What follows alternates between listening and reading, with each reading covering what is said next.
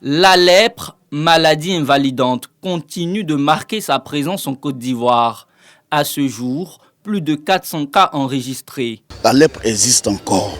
Pratiquement chaque année, dans la quasi-totalité des districts sanitaires, nous dépistons en moyenne 500 nouveaux cas de lèpre. À l'occasion de la célébration de la 71e journée mondiale des malades de la lèpre à Dimbokro, les personnes impactées refusent d'être stigmatisées davantage.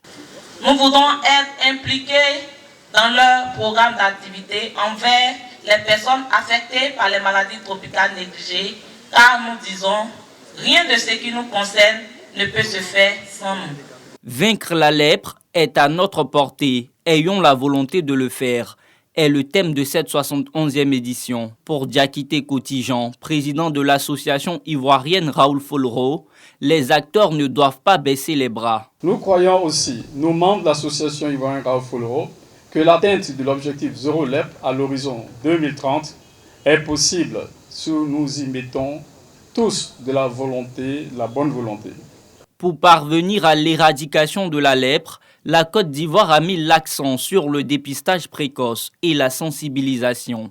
Une campagne de dépistage actif intégrée s'est déroulée du 5 au 11 février 2024 dans les districts sanitaires de Béoumi, de Kounaïri, d'Abakala, d'Anané, Botro et Korogo 1, avec l'appui financier de l'OMS et de la Fondation Raoul Folro. Cette campagne a permis d'examiner 15 000 personnes, parmi lesquelles, malheureusement, 27 nouveaux cas de lèpre ont été dépistés.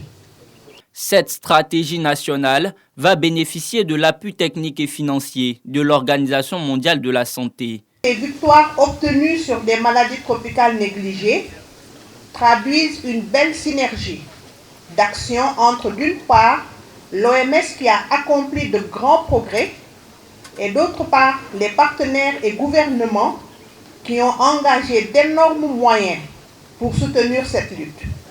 Parrain de la cérémonie, Adama Coulibaly, ministre du Budget et maire de Dimbokro, a délivré 3 messages à l'endroit des acteurs de la lutte contre la lèpre. Zéro lèpre à l'horizon 2030. C'est possible.